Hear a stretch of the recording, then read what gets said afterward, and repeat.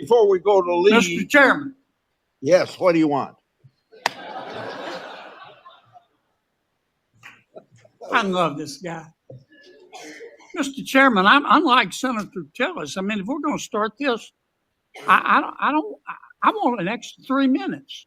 Well, now, my friend Senator Klobuchar went 3 minutes over. So, here what you're saying is the chairman wasn't a very good chairman, but not shutting her up. But I've gone through this before, and I think I know how to handle it. And I think you're a star-spangled awesome chairman. I just want to say that for the record. But if you're going to let somebody over there go 3 minutes over, I want my extra 3 minutes. Well, let's see if it's abused by anybody else before we make that decision. I'm just telling you, I'm going to abuse it. I'm not going to abuse it. You're a good man, Mr. Chairman. Before we go, that is Chuck Grassley from Iowa. He's been a senator. He's 91, actually. He's 91 years old. He's been senator, one of the senators in Iowa since 1981. Now, I think he's a good man, but I think that's part of the parcel for we need term limits. I don't like the idea of somebody just like their entire career is as a politician. It's not the way our founding fathers envisioned it. I'm for term limits, but it is what it is. I've always been on the fence on term limits because the election system should be its own form of term limits. If the incumbents lost more often, it wouldn't be an issue, but they win so often. I've thought about this a lot, and there are times that maybe that's the best representative people want, and they want to keep that representative.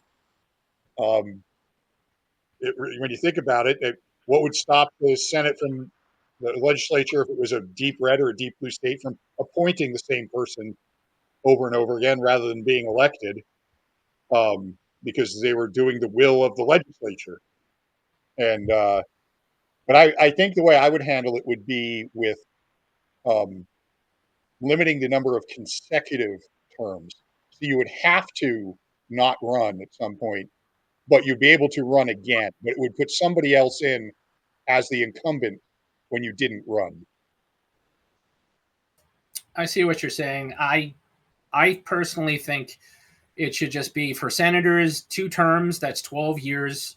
I think is more than enough to serve your country and have some level of stability. Congressmen, they serve 2-year terms. I mean, you could say 6 terms. I'm just throwing numbers out there, but just to and not to beat on this point, we'll get to the actual cabinet picks. But I just think we've seen on both sides, Democrat and Republican, just I want to use the word entrenched, right? They're entrenched in government. And yes, the people keep voting for them, but I think as the incumbent, the odds are stacked in their favor from the get-go. They have incredible advantages going into even a primary challenger for either party is at a severe disadvantage because they're part of the political machine. They get the funding from the various political action committees controlled by both parties. That's why I think we need to repeal the 17th Amendment, or at least is the 17th Amendment entirely about senators' terms, or I don't know if there's something else to it offhand. I think there's something else to it, but yeah, that was in. Most people might not know this in the modern age because we're so used to voting directly for our senators, but that didn't used to be the case. It wasn't until I want to say it was 1913. Yeah, it was the early 20th century. Yeah, it was the same year they passed a federal income tax. So where it used to be the individual states, the state legislatures would actually appoint the senators. So the idea was the Congress is the people's house. That was where the citizens got their direct representation. And then the individual states would appoint state senators that would vie for the interests of the state itself. Right. And what the opportunity there was, and I don't know how it was exercised. Again, I'd have to study the history of it. The Constitution didn't tell them how the legislature had to send a representative to the Senate or the representatives. It just said that the legislatures had to.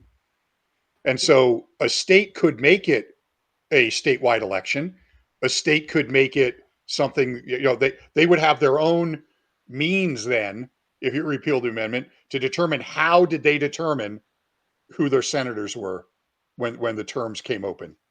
And I think what that does, especially if they make it back to the legislatures primarily appointing them, I don't think all states would do that. I think especially on the blue side, the want for popular election would win out in those states rather than using the legislatures.